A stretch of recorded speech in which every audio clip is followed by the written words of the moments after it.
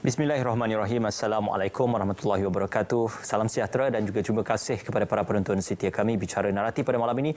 Sudah pasti anda sedang menonton kami di saluran berita RTM, TV1 dan juga di RTM Klik secara perseriman dalam talian. Sudah pasti dalam kita bercerita tentang sambutan Hari Kebangsaan, sambutan Bulan Kebangsaan dan juga sambutan Hari Malaysia. Pada bulan ini juga kita ingin bercerita lebih lanjut tentang bagaimana patriotisme itu boleh diterjemahkan ataupun ditamsilkan dalam kehidupan bermasyarakat. Jadi ini perkara pokok persoalan yang penting untuk kita lanjutkan secara bersama, perpaduan perkukuh patriotisme ketika pandemik COVID-19.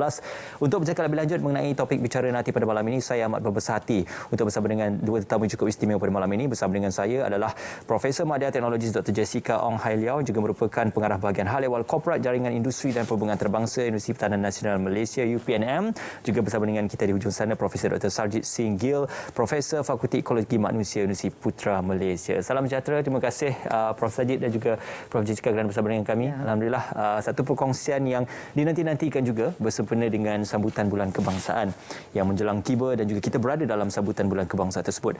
Mungkin molek untuk saya mulakan dengan Prof Dr. Jessica bercakap lebih lanjut tentang sambutan pada kali ini berada dalam norma baru dalam kita menepani pandemik COVID-19 dan ia dilakukan mungkin secara kecil ataupun sederhana. Namun dengan tiadanya sambutan dalam skala yang besar, apakah ia menggambarkan kehakisan nilai-nilai patriotisme dalam kalangan rakyat Malaysia dengan tiadanya terjemahan kepada sambutan tersebut? Baik, salam sejahtera dan juga salam perpaduan kepada semua. Terima kasih pada RTM Ismail dan juga Prof. Dan bagi pendapat saya sebenarnya di mana sahaja kita berada sekarang ni, kita tetap orang kata yang penting di hati kita tu semangat patriotisme, di mana saja kita berada, kita ketepikan sikap individualistik kita. Ketika musim pandemik COVID-19, kita dalam keadaan sekarang ni kita perlu ingati siapa yang perlu kita hargai dan kita sayangi. Inilah masanya di mana bumi dipijak, di situ langit dijunjung. Saya nak mulakan dengan begitu. Dan saya rasa di semua tempat kita lihat, bukan saja agensi kerajaan, swasta ataupun individu, kita nampak semua pihak memang kita nampak bersungguh-sungguh dengan orang, kita nampak jalur gemilang di mana-mana, bersungguh-sungguh untuk menganjurkan pelbagai program. Kalau saya katakan di sini, Universiti Pertahanan Nasional Malaysia sendiri memang akan mengadakan banyak program-program berkaitan dengan kemerdekaan. Rasanya UPM pun sama juga, dan di mana universiti ataupun sekolah, saya rasa kagum sekali dengan semangat Malaysia, tidak kira agama apa sekalipun, ras, etnik, budaya, kita bersatu padu. Dan sekarang ni kita kena bersatu padu, kita ketepikan semua perkara masyarakat. Kita utamakan perpaduan kita dalam kepelbagaian. Itu ya Ismail. Apa yang digambarkan oleh Profesor Dr. Jessica tadi adalah bercerita tentang sambutan itu lebih bersifat setempat dalam berbanding skala yang besar yang banyak kita amalkan ataupun kita sambut sebelum ini. Tetapi ia tidak menghakis nilai patriotisme dan kepercayaan kita kepada prinsip perpaduan dan integrasi yang kita amalkan. Namun apabila kita bercerita tentang pengamalan perpaduan, integrasi, sudah pasti banyak terjemahan dan juga definisi-definisi dalam hubungan etnik ataupun hubungan antara kaum. Apa yang Prof. Dr. Sarjit boleh gambarkan tentang situasi terkini hubungan antara kaum, antara etnik mahupun situasi perpaduan dalam negara kita, Prof? Ya, terima kasih. Salam perpaduan semua kepada ahli panel yang saya hormati, Dr. Jessica dan saudara tuan dan semua masyarakat Malaysia. Apa yang saya lihat sejak berlakunya COVID-19 tahun lepas dan sehingga kini, saya melihat banyak perubahan berlaku dalam masyarakat dalam konteks hubungan kerjasama dalam masyarakat. Sebab dalam bidang sosiologi kita lihat hubungan dalam masyarakat ada 3 aspek. Yang pertama kerjasama, persaingan. Yang ketiga adalah konflik. Tetapi apabila COVID mula melanda di peringkat global dan di negara kita, kita melihat bahawa masyarakat mula memikirkan bagaimana untuk hidup bersama. Dan kajian yang kita jalankan di bawah Akademi Profesor Malaysia yang diketuai oleh Profesor Emeritus Datuk Abdul Rahman Embong dan saya terlibat dan saudari Fang, dan kita lihat dapatan kajian menjelaskan bahawa sebelum COVID memang kita mempunyai masalah dalam mengurus perpaduan masyarakat itu. Tetapi apabila berlakunya COVID, masyarakat mula mahu hidup bersama, bekerjasama, tolong-menolong, dan kita lihat banyak gerakan-gerakan dalam NGO, agama, bukan agama, mula berkongsi simpanan kewangan mereka untuk membantu masyarakat tanpa mengira latar belakang etnik. So di sini saya melihat bahawa COVID ini, seperti yang saya pernah tegaskan tahun lepas, bahawa kadang-kala dia menjadi satu rahmat kepada kita. Kerana dia memikirkan, dia mengajak manusia untuk berfikir apa tujuan kehidupan kita di dunia ini, iaitu untuk membantu, untuk bekerjasama dengan orang lain dan tidak mengambil hak orang lain dan sebagainya. So ada perubahan yang begitu baik apabila kita lihat semasa COVID ini, masyarakat mula merasakan bahawa mereka perlu bersatu. Dan di sini kita lihat kekuatan NGO yang ada di Malaysia. Tak kiralah NGO agama mana pun, saya melihat dalam komuniti saya, masyarakat Sikh, saya lihat begitu aktifnya NGO agama memberikan bantuan. So saya rasa di sini saudara, bahawa tahap perpaduan semasa kita menghadapi musibah, bencana seperti ini, dia adalah sangat baik. Dan dalam dapatan kajian yang sama juga, kita bertanya tentang jangkaan selepas COVID ini. Ada sedikit penurunan kepada pemikiran masyarakat sebanyak 731 responden yang kita buat kajian itu. Kita lihat ada penurunan sikit dari segi pandangan. Masih ada usaha yang perlu diberi perhatian oleh pelbagai pihak. Tak semestinya kerajaan, tetapi semua peranan NGO, pemimpin masyarakat, ahli politik, pensyarah universiti, guru-guru dan sebagainya perlu saling memikirkan bagaimana untuk memastikan masyarakat hidup secara kolektif. Itu penting. Okey. Ya, dalam perihal itu tidak ada jalan lain melainkan daripada kita bersatu padu dan bersama-sama memerangi pandemik yang tidak nampak di mata kasar tetapi diibaratkan sebagai musuh yang perlu ditangani secara bersama. Berbalik kepada Dr. Jessica, persoalan asas tentang elemen dan juga instrumen yang menyatu padukan seluruh rakyat Malaysia selama ini adalah bahasa kebangsaan ataupun boleh dikirakan sebagai bahasa Melayu ataupun bahasa Malaysia. Dalam perihal kita bercerita tentang bahasa kebangsaan itu juga, sudah pasti ia juga sebagai satu instrumen untuk kita berkomunikasi dan juga memahami dengan lebih dekat budaya dan juga pengamalan budaya masyarakat di Malaysia. Apa yang boleh digagaskan pandangan Dr. Jessica berkaitan pentingnya peranan bahasa kebangsaan dalam memupuk perpaduan? Ya, Ismail. Saya memang menekankan bahawa bahasa Melayu itu merupakan bahasa yang sangat pentinglah sebagai bahasa kebangsaan kita, Perlembagaan 152, di mana kita bukan saja angkat bahasa Melayu, tapi kita perlu martabatkan bahasa Melayu tanpa mengira bangsa dan agama. Saya sebenarnya tertarik dengan beberapa video-video yang saya nampak di media sosial berkaitan dengan contohnya seperti Datuk Lee Chong Wei yang menggunakan bahasa Melayu begitu baik dengan orang kata pengguna ataupun follower seramai berjuta-juta sebagainya, tapi menggunakan video-video ini untuk menunjukkan bahawa menghormati bahasa Melayu dan menggunakan semasa menyambut Hari Kebangsaan. Saya rasa kita perlu mengetengahkan ikon-ikon perpaduan bahasa Melayu di depan, bukan saja artis-artis ataupun pelajar-pelajar kita, supaya ke depan menunjukkan bahawa bahasa Melayu ini sebenarnya perlu bukan saja di peringkat tempatan, tetapi juga di peringkat antarabangsa. Dan saya juga sangat terima kasih kepada Dewan Bahasa Pustaka kerana juga menyebut saya sebagai salah seorang panel untuk membuat kajian berkaitan dengan bahasa Melayu di peringkat antarabangsa, melihat pengantarbangsaan di negara China, di negara India, di luar negara. Bagaimana kita membawa bahasa Melayu ke luar negara. Sebab kalau kita sendiri sebagai rakyat Malaysia tidak memartabatkan bahasa Melayu, siapa lagi, Ismail? Betul. Kita sendiri yang perlu. Tidak kira bangsa apa sekalipun, kita kena tahu menghormati bahasa kebangsaan kita. Dan saya harap walaupun di dalam majlis-majlis formal sebagainya, kita jangan lupa kita kena utamakan bahasa Melayu supaya kita menjadi contoh yang terbaik kepada belia-belia pada hari anak-anak kita, kalau di rumah ataupun di mana-mana saya nak tertarik dengan kata Prof Sajid tadi berkaitan dengan hubungan etnik, di mana subjek begitu penting sekali kursus tersebut. Kita perlu tahu adat, adab, budaya, bahasa. Pelajaran tersebut perlu diutamakan dan saya harap supaya khusus hubungan etnik ini boleh dikembalikan dari kecil lagi supaya semua orang mengenal adat dan budaya. Jadi semuanya sekali. Bahasa, adat, budaya. Jadi bahasa Melayu saya harap sentiasa diutamakan, tidak kira bangsa apa sekalipun, kita kena dengan bahasa itulah jiwa bangsa kita. Kita sayangi dengan negara kita, semangat patriotisme itu akan tersuntik di situ. Berlanjutan daripada isu bahasa kebangsaan itu, saya kira melihat kepada identiti rakyat Malaysia, bahasa Melayu bukan lagi menjadi hak eksklusif kepada penutur-penutur bangsa Melayu saja, tetapi lebih kepada yang dikongsi secara bersama oleh keseluruhan rakyat Malaysia. Dr. Sajid, dalam pemahaman pengamalan perpaduan, sudah pasti negara kita mengamalkan salad bowl, yang mana setiap bangsa itu berhak untuk mengekalkan identiti bangsa ataupun agama masing-masing. Tidak seperti ada beberapa negara yang mengamalkan melting pot, yang mana hanya satu identiti nasional saja yang diamalkan di peringkat nasional. Jadi bagaimana keistimewaan itu sebenarnya mencerminkan bahawasanya aspek dan juga kerangka perpaduan yang kita pilih itu ada manfaatnya dan juga ada kegunaannya untuk bangsa kita sendiri. Ya, terima kasih saudara. Sebenarnya kita seharusnya bersyukur di Malaysia kerana kita meraihkan kepelbagaian itu. Kita lihat terlalu banyak masyarakat kita multi etnik sifatnya, lebih 100 yang cuma pelajar-pelajar kenal Melayu, Cina, India.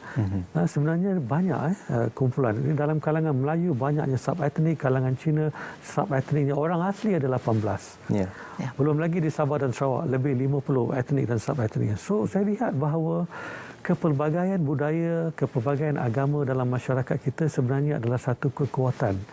So saya tidak melihat kepelbagaian itu sebagai masalah sebenarnya. Kepelbagaian ini seharusnya kita raikan kerana itu adalah satu, kita panggil satu kebahagiaan apabila kita hidup dalam masyarakat yang aman dan damai, dan kita melihat bahawa kita semua, masyarakat tak kira Melayu, bukan Melayu dan sebagainya, dilindungi oleh Perlembagaan Persekutuan. Kita dijaga. Yang di-Pertuan Agong sebagai ketua negara. Dan kita lihat bagaimana peranan pemimpin-pemimpin negara, masyarakat memberi perhatian terhadap kepelbagaian itu. So di sini saya melihat kepentingan dasar perpaduan negara. Apabila dasar perpaduan negara dilancarkan pada bulan Februari yang lalu oleh Yang Berhormat Perdana Menteri, kita lihat dasar ini sebenarnya memberi perhatian kepada perpaduan dalam kepelbagaian. Jadi kepelbagaian model Malaysia adalah bersifat integrasi. Kita bukan seperti negara Indonesia atau negara Thailand di mana mereka mengamalkan asimilasi dan sebagainya. Kita adalah masyarakat yang mementingkan kepelbagaian dari sudut, kita lihat dari sudut multiculturalism, kepelbagaian budaya.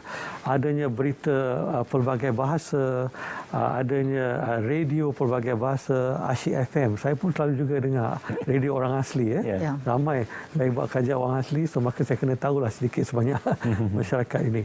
So di sini kita lihat kepelbagaian ini sebenarnya adalah satu aset kepada kita. Kerana negara-negara luar, apabila kami pergi ke luar negara membentangkan kertas-kertas kerja, ramai orang bertanya bagaimana Malaysia menguruskan kepelbagaian ini. So di sini penting kita ada dasar, kita ada Jabatan Perpaduan Negara dan Integrasi Nasional memainkan peranan, walaupun tidak banyak dana mereka dapat. Sekurang-kurangnya tahun lepas sudah ada satu Kementerian Perpaduan Negara. Dan kementerian inilah sebenarnya yang menguruskan dasar perpaduan negara. Nanti saya jelaskan lagi lebih mendalam tentang dasar ini kerana bagi saya kepelbagaian itu perlu kita raikan oleh semua masyarakat. Kerana kita tak ada tempat lain nak pergi dah. Di sinilah kita dilahirkan. Sebab itu istilah-istilah yang selalu dilontarkan dalam masyarakat, pendatang dan sebagainya, itu semua orang-orang yang tidak bertanggungjawab, yang seharusnya kerajaan beri perhatian untuk mengambil serius terhadap orang-orang yang cuba mengerukan hubungan dalam masyarakat. Sebab itu apabila kita tidak memahami tak kenal maka tak cinta, tak kenal maka kita tak cinta dan sebagainya. So kita melihat bagaimana agensi dalam masyarakat, umpamanya keluarga. Peranan keluarga itu penting. Bagaimana keluarga mainkan peranan mendidik anak-anak mereka untuk menghormati budaya orang lain, menghormati institusi agama lain, menghormati agama lain dan sebagainya. Ini diterapkan. Perlu diterapkan oleh ibu bapa. Dan bagaimana dalam kejiranan umpamanya, dalam di universiti. Saya nak berbalik kepada sedikit bahasa Melayu tadi itu, dan saya lihat bahasa Melayu sangat terpinggir di universiti. Kerana majoriti universiti pemimpin semua ini adalah berpaksikan kepada bahasa Inggeris sebab nak ranking dan sebagainya. Akhirnya bila bahasa Melayu itu corot, maka Dewan Bahasa membuat audit bahasa dan mendapati penggunaan bahasa Melayu yang tidak baik di universiti. So nak salahkan siapa? So nak salahkan ranking ke, nak salahkan kementerian ini ke, kementerian itu, sebab apa? Masing-masing seronok dengan benda-benda yang tidak melihat kepada kewujudan perlembagaan dan sebagainya. So di sini saya lihat kembali kepada soalan tadi, model pembangunan kita dari segi mengurus masyarakat adalah bersifat integrasi. Sebab itu Sabah dan Sarawak selalu kita jadikan sebagai model pembangunan.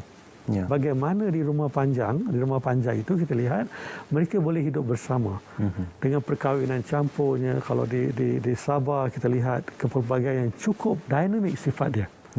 So inilah kekuatan negara kita yang seharusnya kita raikan. Bagaimana nak diraikan? Apabila kita selak dasar kemakmuran bersama 20-30 itu jelas. Kemakmuran itu perlu dikongsi bersama masyarakat. Ini kefahaman-kefahaman dasar ini kadang-kala tidak sampai ke universiti kerana ada yang tak berminat nak baca dasar dan juga menghadapi cabaran dalam melaksanakan tuntutan dasar itu. Apa yang lebih penting dalam wawasan kemakmuran bersama juga turut diceritakan bukan saja berkongsi kemakmuran tetapi juga untuk mengurangkan jurang pendapatan antara kaum ataupun antara etnik di Malaysia. Itu antara perkara pokok yang banyak dibincangkan sejak penubuhan ataupun sejak negara kita mencapai kemerdekaan. Dr. Sajid dan juga Dr. Jessica, kita nak berehat seketika, semuanya kembali dalam Bicara Naratif.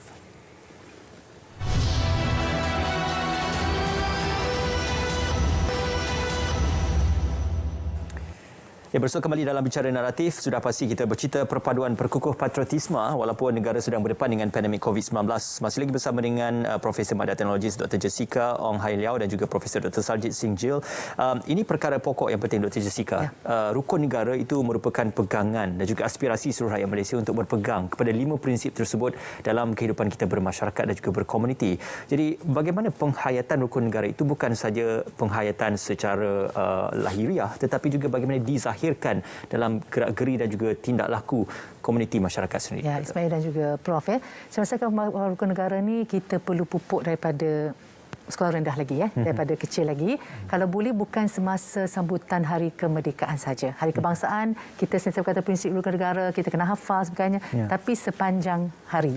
Kalau boleh, kalau boleh di sekolah-sekolah kita kena mulakan sebelum kelas dengan membacakan dulu untuk rukun negara, ikrar tersebut menjadi satu kata sinonim dengan diri kita. Dan patriotisme pun saya juga nak cadangkan kalau sekolah-sekolah kan mengadakan seperti ada satu lencana ke patriotisme ke rukun negara di mana-mana sahaja yang kita boleh nampak. Bila kita nampak tiap-tiap hari maka kita akan lebih mengenali dan menghargai dan mengingati bagaimana bermulanya kemerdekaan. Kita jangan lupa sejarah. Ismail, saya rasa ramai yang dah lupa dari segi sejarah sebagainya. Makin lama makin lupa siapakah tokoh-tokoh pendidikan yang perlu kita ingat, pejuang-pejuang kita yang kita perlu angkat kembali sejarah tersebut supaya kita menghargai. Sebab generasi muda sekarang ni boleh-boleh kita kadang-kadang, saya tak kata semua tapi kebanyakannya bila kita buat kajian tidak begitu mengenali sejarah dan meminati sejarah tu makin kurang. Sebab kita sendiri tidak macam dasar-dasar tadilah. Seperti Prof katakan mungkin dasar tersebut kalau tidak berubah dan sentiasa kekal maka akan lebih mudah.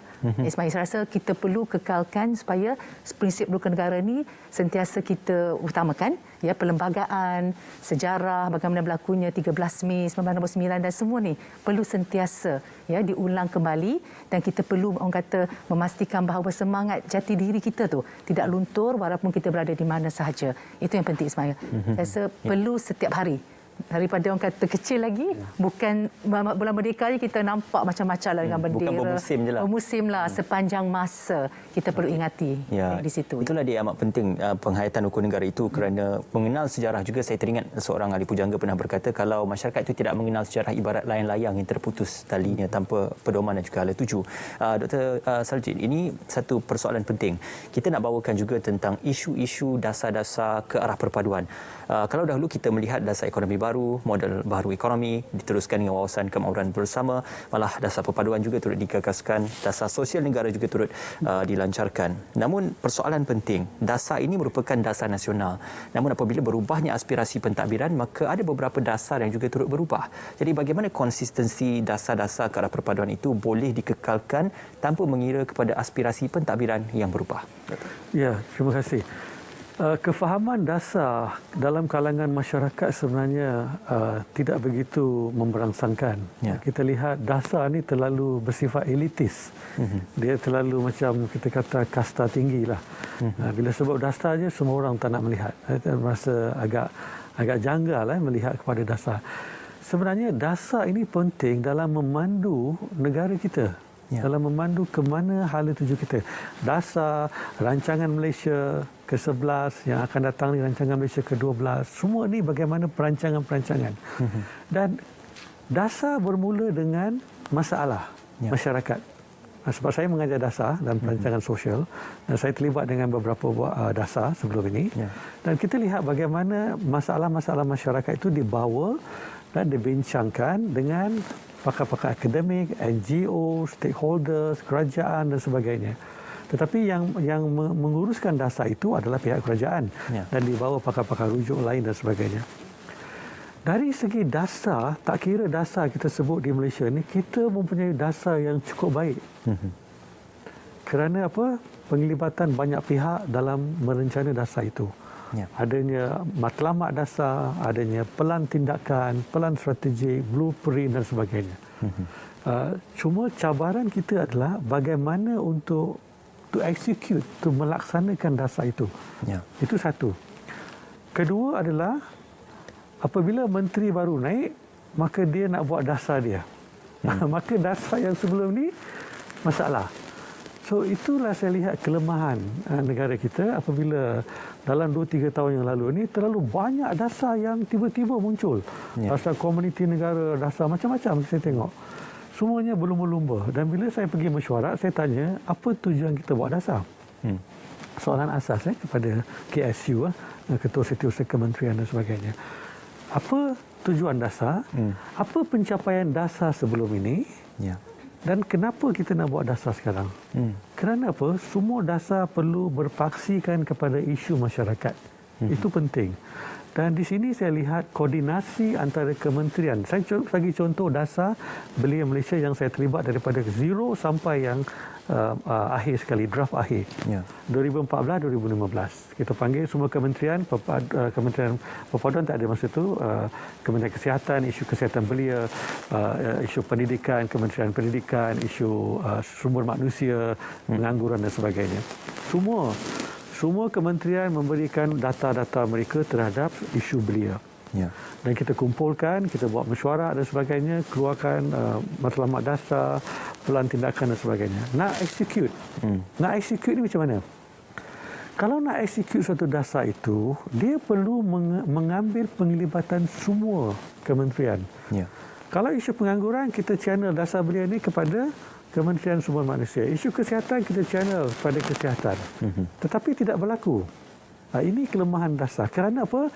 Masalah PTD di Malaysia, kerana mereka tidak diajar untuk melihat kepada, mereka diajar untuk dasar ni milik saya.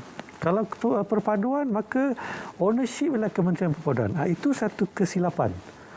Kerana semua dasar ini adalah dasar kerajaan milik semua kementerian. Sebab itu kerjasama dalam setiap kementerian itu sangat penting.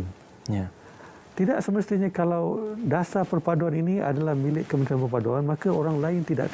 Kita perlu melihat kepada Kementerian Belia Sukan. Bagaimana Belia Sukan boleh mengambil aspek sukan ini dalam konteks perpaduan.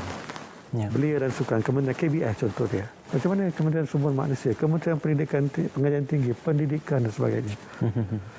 So, selama mengajar dan juga terlibat dengan dasar, saya melihat inilah masalah kita. Kerana apa? Dasar kita sebenarnya, saudara dan Dr. Jessica, cukup baik sekali. Kerana perancangan yang baik, tetapi apabila execution yang lemah, lepas tu tak ada penilaian, pemantauan tak ada, semakan kembali dasar tak ada. Bila menteri baru masuk, maka kita buat dasar lain. So akhirnya kita rugi dalam konteks tenaga, duit yang kita belanja, pergi mesyuarat hotel dan sebagainya. Itu satu pembaziran bagi saya. So saya berharap kerajaan yang akan masuk selepas ini, menteri-menteri yang baru ni semua, perlu memahami dasar kerana mereka perlu tahu dasar yang sedia ada. Kalau tidak, maka kita akan membuang masa yang banyak. Kerana isu masyarakat ni kita semua dah tahu. Dasar sosial negara 2003. Sepatutnya bila ada dasar sosial negara, kita boleh menutup 1-2 penjara. Tapi bila ada dasar sosial, penjara bertambah, pusat sovereignty bertambah. Ini kelemahan. So bagaimana peranan semua? Saya ambil contoh dasar perpaduan negara yang saya pernah dirujuk akhir-akhir masa nak dibentangkan itu, memberikan komentar kepada dasar tersebut. Dasar perpaduan negara ada 3 teras utama. Teras pertama melihat kepada demokrasi dan patriotisme. Patriotisme dan demokrasi. Di sinilah pembincangan tentang sejarah Malaysia, rukun negara, perlembagaan dan sebagainya. Ada pelan strategiknya. Sangat baik. Yang kedua, teras kedua adalah kepada identiti nasional. Seperti yang Prof Jessica sebut, memahami budaya, bahasa, adat resam semua dalam identiti nasional. Yang ketiga adalah ekosistem perpaduan. Ini cabaran dia. Kerana apa? Menguruskan masyarakat ini perlukan kerjasama semua pihak. Kita ada Jabatan Perpaduan Negara, di bawahnya ada rukun tetangga. Dalam rukun tetangga ada jiran muda, jiran wanita, jiran usia emas. Dan di KBS kita ada rakan muda dulu. Dan banyak lagi agensi-agensi yang mainkan peranan. So bagaimana nak membawa dasar perpaduan ini, saya membaca dan melihat dia sangat inklusif sifatnya, dia meraihkan kepelbagaian. Sebab itu dasar perpaduan negara ini, tema dia adalah perpaduan dalam kepelbagaian. Doktor, bagaimana pula dengan penerimaan masyarakat di peringkat akar umbi kepada setiap dasar yang digagaskan? Dasar ini dia jarang turun ke bawah. Sebab apa? Kadang-kadang kita lihat pegawai-pegawai kerajaan ini dia suka duduk dalam bilik aircon kan, dia tak sampai ke masyarakat. Itu masalah kita. So bila saya bincang untuk batin orang asli, batin pernah dengar tak dasar ni? Batin pun tak pernah dengar contoh dia. So ini kelemahan kita. So sekarang ni dasar perpaduan negara, saya dah beri cadangan kepada kerajaan bagaimana pengarah-pengarah negeri Jabatan Perpaduan perlu membuat engagement dengan rukun tetangga di kawasan masing-masing. Minta bagi tahu ini dasar kita, buatlah cara yang infografik yang simple, tak perlu terlalu heavy, terlalu akademik. Saya bagi contoh dasar kebudayaan kebangsaan yang saya terlibat pada pakar rujuk akhir untuk memberikan pandangan. Bersifat akademik penulisan dasar itu, dia tidak boleh. Dasar perlu ditulis yang boleh difahami dalam bahasa Melayu oleh masyarakat. Ini kita bukan tulis tesis. Ya, itu yang penting supaya ia dikongsi bersama dan juga difahami secara bersama oleh masyarakat di peringkat akar umbi. Kita nak berjeda seketika untuk kita berikan laluan. Seketika nanti untuk kita terus saja bersama dengan Dr. Jessica. Semuanya kembali dalam Bicara Naratif.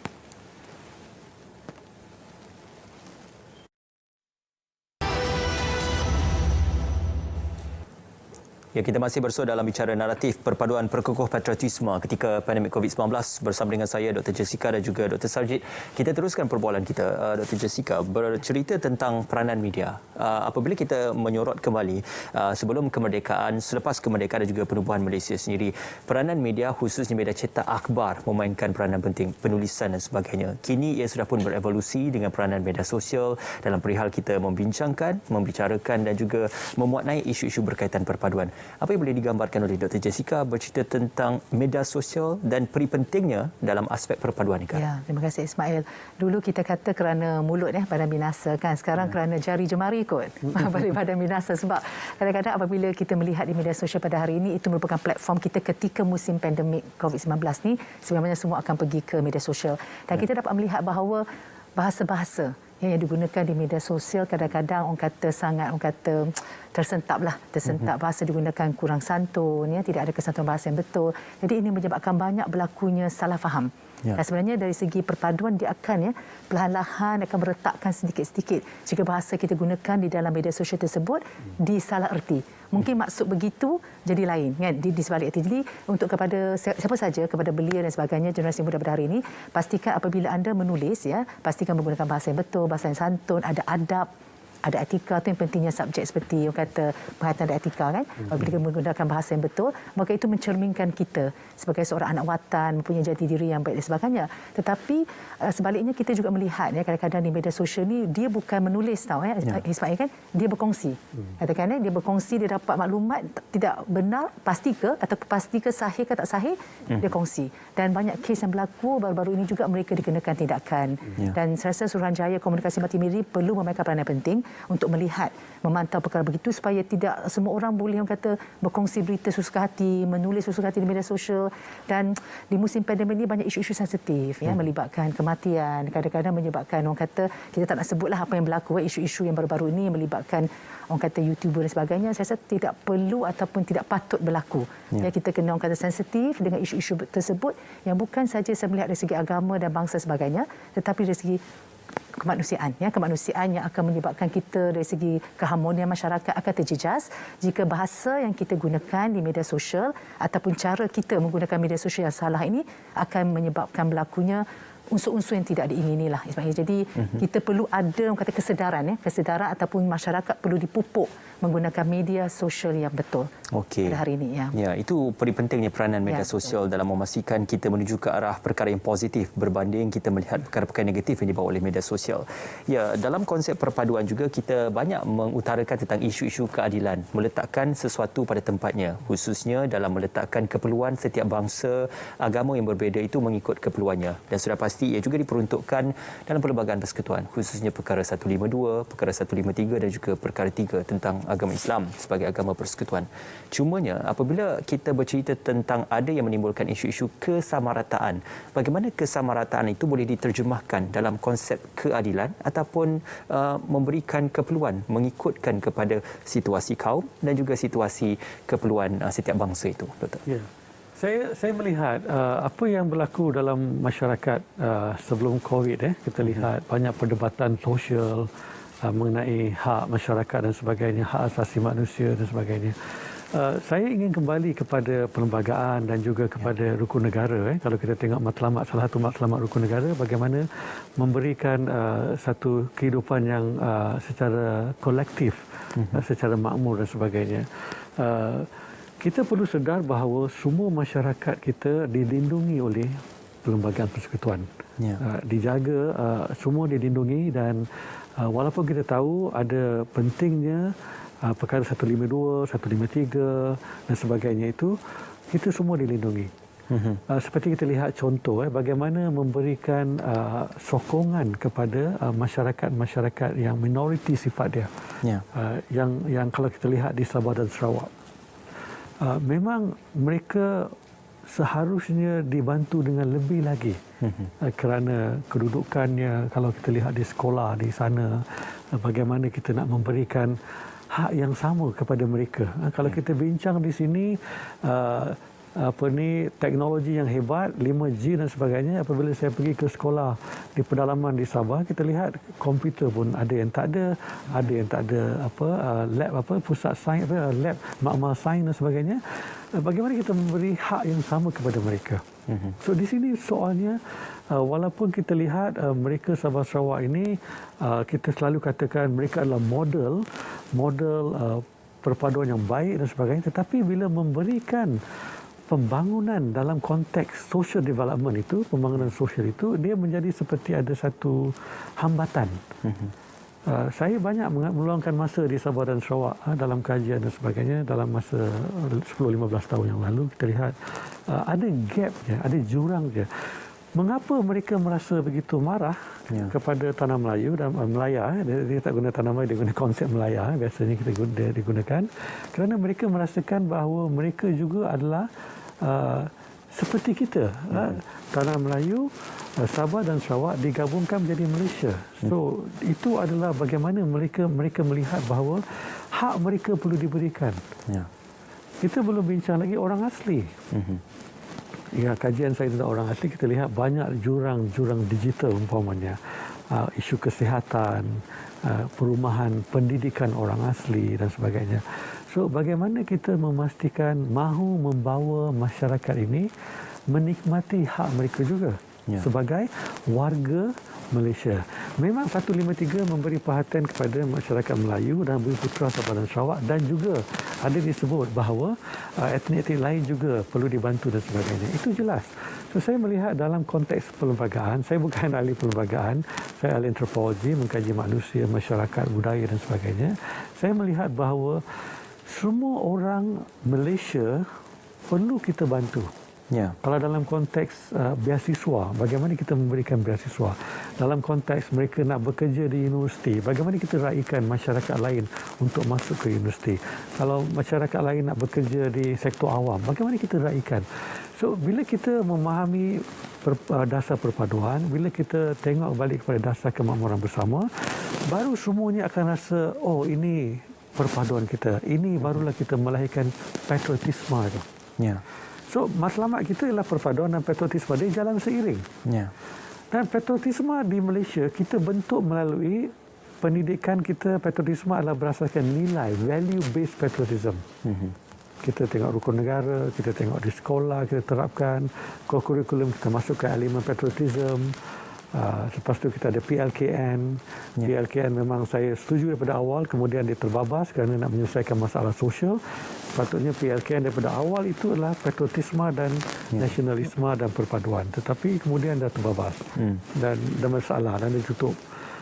500 juta untuk PLKN itu saya cadangkan dulu pada kerajaan agar diberikan kepada sekolah-sekolah. 500 juta itu sekolah-sekolah boleh memastikan pelajar-pelajar sekolah itu diwajibkan untuk mengambil kursus co-curriculum. Adanya uniform macam Prof Jessica sebut, ada lencana. Ada di sekolah, ada kelab rukun negara kita ada, di universiti kita ada sekretariat rukun negara, dan kita ada banyak lagi jiran muda dan sebagainya. Kita boleh gunakan dana-dana ini. So balik kepada soal hak itu, memang dia menjadi sensitif apabila kita bagaimana bila kita bincang meraihkan perpaduan dalam kepelbagaian ini semua. So di sinilah kita membincangkan bagaimana kita berkongsi kek pembangunan dengan masyarakat. Bawa masyarakat Sabah dan Sarawak dalam perbincangan. Kerana saya tahu bila saya pergi buat kajian di sana selalu kena hentam juga daripada kawan-kawan dan sebagainya. Yulah orang Melayu ni tak faham kita dan sebagainya. So kita kena counter dengan cara yang baik. Kita balik bincang dan so di sini saya rasa sebab itu saya yakin dengan dasar perpaduan ini. Saya tahu sebab saya dah baca 2 kali dasar ni. Sebab saya seronok apabila kerajaan lancarkan dasar, saya excited. Sebab apa? Saya nak tengok apa yang baru. What is new in the policy? Dan saya akan berikan komentar dasar itu kepada kementerian yang relevan. Okey.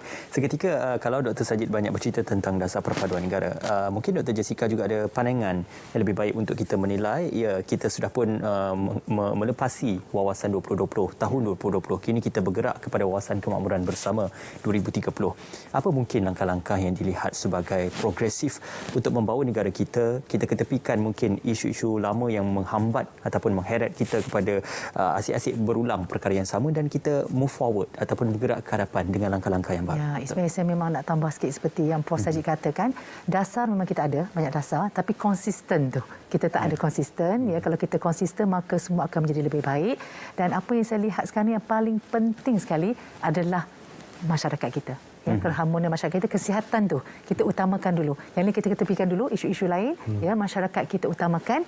Kesihatan, keharmonian, kesejahteraan rakyat. Saya rasa itu yang perlu kita angkat untuk melihat segi kesihatan mental pada hari ini kan, di musim pandemik kan, semua orang kita lihat balik dari segi ekonomi kita bagaimana. Kita perlu lihat semula bagaimana kita ingin bersama rakyat turun padang, melihat seperti yang Prof Sajid katalah, kita nampak di depan mata semuanya indah, tapi bila kita pergi ke tempat sebenarnya sedih. Apabila kita bersama dengan orang kata CSR, melakukan CSR dengan NGO, kita rasa macam sangat sedih melihat bukan seperti yang kita nampak di depan mata. Saya harap supaya kita semua berganding bahu, tidak kira agama apa, bangsa apa sekalipun, kita pergi kepada kesejahteraan rakyat. Itu nombor 1 dulu. Kita pastikan rakyat selamat, ya sihat, sejahtera. Itu yang saya rasa yang patut kita utamakan, dan juga ekonomi lah, di mana kita nak membantu bahawa negara kita makmur, sejahtera dan kesihatan kita utamakan. Itu yang paling saya harapkanlah. Itulah semuanya akan bersatu padu, perpaduan, maka kita akan perkukuhkan patriotisme. Dia seiring. Ia perlu digerakkan secara bersama dan juga digerakkan secara sinergi bersama. Dr. Jessica, Dr. Sajid, kita nak kembali berjeda seketika. Semuanya kembali dalam Bicara Naratif selepas ini.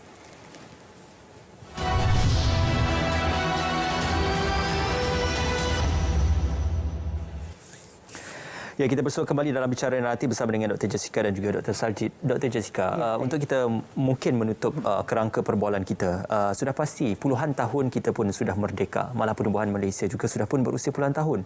Rukun negara juga sudah berusia 51 tahun. Jadi dalam perihal ini, apakah kita sudah mencapai tempoh yang matang untuk kita melihat ada lagi perkara-perkara yang lebih penting untuk dilaksanakan dalam kita bergerak ke hadapan dalam isu-isu perpaduan? Ya, saya melihat bahawa sekarang ni yang paling penting ya Prof adalah kita bersatu padu, tidak kira sama ada kita agensi kerajaan, swasta, individu, NGO sama-sama, untuk memastikan bahawa kita perlu positif di ketika musim pandemik COVID-19 ini. Saya memetik kata-kata Datuk Abang Salahuddin, iaitu Ketua Pengarah Dewan Bahasa Pustaka, mengatakan bahawa kita kena positif, terima, tingkatkan teknologi dan kita pergi ke pendigitalan. Kita tak boleh lari daripada revolusi 4.0, di mana itu adalah penting. Dengan ketika musim pandemik ini kita perlu positif, terima seadanya dan kita maju ke depan dan pastikan bahawa rakyat diutamakan. Itu yang saya ingin rangkumkan semua sekali bahawa kita semua bersatu padu, itulah yang terbaik supaya semua perkara akan dipermudahkan dan kita mohon supaya COVID akan makin hilang. Itu yang walaupun sekarang kita terpaksa berdepan dengan cabaran begitu, tapi kita kena kuat. Yang bersatu padu tanpa mengira agama, bangsa, ras, etnik dan sebagainya. Itu Dr. harapan saya. Dr. Sri sebagai ahli akademik dan juga ahli fakulti, apa yang dirasakan boleh ditambah baik dalam mungkin sistem pendidikan, bukan saja pendidikan rendah, menengah, tetapi pendidikan tertiari dalam negara? Dan saya mengharapkan bahawa kursus-kursus seperti tadilah hubungan etnik tersebut dikembalikan dan kita lebih melihat kepada adat dan budaya. Itu adalah asas yang penting. Sejarah dan sebagainya itu perlu kita tekankan semula. Kita bangkitkan semula semangat patriotisme pada jiwa setiap rakyat kita daripada kecil lagi. Kita haraplah itu harapan semua pihak rasanya supaya kita utamakan perpaduan. Itulah orang kata keistimewaan kita Malaysia. Ya, insya-Allah. Untuk Dr. Sarjit pula, pepatah Melayu ada mengatakan bagai enau di dalam belukar, melepaskan pucuk masing-masing. Ia sememangnya benar. Dalam masyarakat yang mungkin satu bangsa saja pun boleh bergaduh seperti mana yang berlaku di Rwanda, malah di beberapa negara lain, apatah lagi negara yang mempunyai pelbagai kaum. Jadi ini merupakan banyak isu-isu sensitif yang perlu ditangani. Dalam perihal ini, bagaimana peribahasa dan juga pepatah itu sebenarnya menggambarkan kalau kita hanya membuat hal sendiri, tidak melihat apakah yang berlaku kepada jiran kita, sahabat dan juga komuniti kita, itu menjadi punca keruntuhan kepada sebuah negara. Ya, saya setuju melihat kepada hubungan masyarakat walaupun di peringkat kejiranan, di peringkat universiti, di peringkat yang lebih tinggi, di kementerian dan sebagainya. So, persefahaman dalam masyarakat itu sangat penting. So, kadang-kadang berlaku sedikit sebanyak konflik-konflik yang kecil ini sebenarnya boleh diatasi dengan baik apabila kita adanya dialog, rundingan, musyawarah dan sebagainya. Berbanding dengan kita adalah negara yang sukakan dialog. Yang paling penting di Malaysia sebelum COVID adalah kita ada banyak jamuan-jamuan perayaan. So kita semua orang hadir perayaan dan macam-macamlah cuaca yang kita raikan dan sebagainya. So di sini kita lihat sekarang adalah bagaimana mengurus perpaduan itu. So bagi saya apa yang penting adalah peranan golongan belia. Kerana golongan belia ini adalah aset kita. Kita nak menyediakan mereka kefahaman tentang dasar itu. So dasar itu kena turun ke peringkat universiti, ke peringkat sekolah. Dalam masyarakat itu kalau Jabatan Perpaduan dan Integrasi akan turunkan kepada rukun tetangga. Dan bagaimana peranan universiti bawa dasar itu ke peringkat pelajar dan peringkat yang lebih lain. So apabila adanya kefahaman ini, maka kita boleh mengenali. Dulu sebab itu saya pernah tegaskan juga, kesilapan lalu adalah apabila kita mula menutup kursus hubungan etnik dan kursus TITAS, Tamadun Islam, Tamadun Asia. Kerana di situlah kursus yang penting kedua-dua ini memberikan ruang kepada mahasiswa di IPTA dan IPTS untuk mengenali etnik lain. Pelajar saya dulu saya hantar ke Gurdwara, yang Melayu pergi ke Gurdwara, pergi ke church dan sebagainya, yang lain pergi ini tempat-tempat pusat agama yang lain. So mereka mula mengenali, mula memahami perayaan, sensitiviti, adat resam, pantang larang. So di mana dia belajar? Di sekolah tidak diajar. Yang diajar di universiti. So apabila kerajaan masuk, lepas tu ditukar pada masa itu, dan saya rasa mungkin kalau menteri baru masuk pengajian tinggi, mungkin kita boleh cadangkan balik untuk tengok balik kursus hubungan etnik dan TITAS. Kerana dia ada relevannya dalam usaha untuk mengenali, menghormati dan meraihkan kepelbagaian. Sebab apa? Dasar perpaduan ini, tema adalah perpaduan dalam kepelbagaian. Dan kebanyakan yang saya baca dalam tu semuanya bersifat inklusif dalam dasar itu. Sebab itu saya sangat optimis bahawa Jabatan Perpaduan Negara dan Integrasi Nasional memainkan peran yang sangat penting di peringkat negeri untuk membawa dasar ini. Banyak juga pengarah-pengarah negeri yang saya kenal itu, di Perlis dan sebagainya, memainkan peranan turun kepada masyarakat dalam keadaan COVID, membantu kesihatan dan sebagainya. Itu saya rasa ini penting. Okey, ya. Sebagai penutup untuk bicara nanti pada malam ini, Dr. Sarjit, ini perkara penting. Kalau dalam demokrasi, prinsipnya adalah kita mengangkat suara majoriti tanpa meminggirkan suara minoriti. Namun dalam konsep perpaduan, bagaimana ia boleh diterjemahkan? Kerana ya sudah pasti kita tidak boleh memuaskan hati semua pihak. Tetapi sekurang-kurangnya keperluan dan juga perkara paling asas itu diberikan kepada pihak yang memerlukan. Betul. Sebab itu dalam sosiologi kita lihat hubungan majoriti-minoriti ini penting. Sebab kita tengok dalam politik berbeza, dalam hubungan majoriti-minoriti bagaimana interaksi di antara kedua masyarakat. Lazimnya golongan minoriti ini dia mengalah. tetapi ada kalanya mereka sangat diperlukan. Sebab itu kefahaman apabila golongan majoriti mula mengenal golongan minoriti dan golongan minoriti mula mengenal budaya majoriti dan sebagainya, baru ada persefahaman. Ya. Sebab itu kita lihat di dalam Malaysia ini, kita bersyukur, saya sebut banyak kali ini, bahawa kita adalah negara yang cukup dinamik. 64 tahun kita meraihkan kemerdekaan ini dan juga Hari Malaysia yang akan datang 16 September, kita lihat bagaimana negara kita masih muda yang sudah boleh masyarakatnya hidup bersama. Masalah kita ialah banyak ahli politik lah. Sebab mereka ada masalah mereka itu sendiri. Saya pun tak tahu nak cakap apa masalah mereka. Tetapi kita punya fokus adalah masyarakat. Yeah. Kerana apa? Ahli politik kadang-kadang mereka lupa bahawa yang memilih mereka ni adalah rakyat. Pengundi yang pilih. Tetapi bila dia jadi ahli politik, dia lupa pula pengundi. Dan ada yang arrogant, ada yang terlalu bongkak dan terlalu ego. Tak boleh macam ni. Pemimpin-pemimpin negeri, masyarakat, pemimpin ahli politik ini perlu ingat bahawa rakyat yang meletakkan mereka di tempat itu. Ya. Sebab itu perjuangan mereka adalah perlu berpaksikan pada perjuangan masyarakat dan mementingkan perpaduan dan patriotisme. Satu pandangan yang agresif daripada Dr. Sajid juga untuk malam ini. Dr. Jessica, kesempatan ini bersempena dengan sambutan Bulan Kebangsaan, Hari Kebangsaan dan juga Hari Malaysia. Ini pengharapan daripada, mungkin saja bukan daripada pihak fakulti, tetapi sebagai seorang rakyat Malaysia, daripada Dr. Jessica, apa yang ingin disuarakan dalam melihat Malaysia prihatin kita mendepani pandemik COVID-19 ini? Ya, saya melihat bahawa saya petik kata-kata daripada John F. Kennedy kan, kita selalu memikirkan bahawa what the country can do for you kan. Why not kita fikir pula what can we do for the country. Itu yang paling penting sekarang ni, kita bangkit sama-sama bersatu padu tanpa mengira ya sama ada belia tadi, golongan belia sebagainya, supaya kita mencari penyelesaian terbaik masyarakat tadi. Yang masyarakat tadi kita utamakan, kita tengok balik isu-isu penting, isu mana yang perlu kita bantu, kita turun padang sama-sama. Dan saya harap ramai lagi lah banyak pihak yang boleh membantu sama-sama, tidak kiralah sama ada secara sekata individu tadi ataupun macam saya kata dia masa pada pustaka ataupun jabatan perpaduan kan yang boleh bukan ahli politik kita melihat, tetapi kepada masyarakat itu sendiri. Sama-sama kita membantu dan memikirkan alternatif terbaik dan terlibat sekali dalam kajian mencari penyelesaian terbaik masyarakat. Yang saya tetap nak katakan, utamakan dulu kesejahteraan rakyat. Pandangan yang konklusif Dr. Sajid secara ringkas, di mana bumi dipijak, di situ langit kita junjung. Walaupun hujan emas di negara orang, hujan batu di negara sendiri, tetapi tetap yang terbaik di adalah negara sendiri. Ringkasan daripada Dr. Sajid, pengharapan kepada semangat patriotisme yang perlu dikekalkan. Pada pandangan saya, semua masyarakat perlu bekerjasama, saling membantu, meraihkan antara satu sama lain. Ya. Kepelbagaian adalah kekuatan, dia bukan kelemahan. Kita perlu lihat bahawa banyak negara yang cemburu bagaimana kita mengurus masyarakat kita yang pelbagai etnik. Ya. Patutnya kita rasa bangga. Patriotisme itu adalah tentang kebanggaan, kecintaan kepada negara, dan dengan cara kita hidup bersama, menghormati agama dan budaya orang lain, maka kita akan menjadi negara yang lebih maju lagi. Itu saja. Satu penjelasan yang konklusif. Terima kasih diucapkan kepada Profesor Dr. Sajid Singh dan juga Profesor Mada Teknologi Dr. Jessica Ong Hai Liao kerana bersama dengan kami. InsyaAllah kita gambarkan dalam aspek perpaduan, ia ibarat walaupun jari jemari itu tidak serupa bentuk dan juga saiznya, tetapi apabila kita genggam menjadi satu, tetap akan bersama-sama untuk kita mengukuhkan perpaduan dalam kalangan rakyat Malaysia. Itulah analogi yang mudah untuk kita gambarkan keperluan dan juga kesaling hubungan masyarakat di negara kita. Terima kasih kepada Dr. Jessica, terima kasih kepada Dr. Sajid kerana sekali lagi bersama dengan kami dalam Bicara Naratif. InsyaAllah sama-sama kita semarakkan sambutan Bulan Kebangsaan, sambutan Hari Kebangsaan, sambutan Hari Malaysia dan juga kempen Kibar Jalur Gemilang bagi tahun 2021.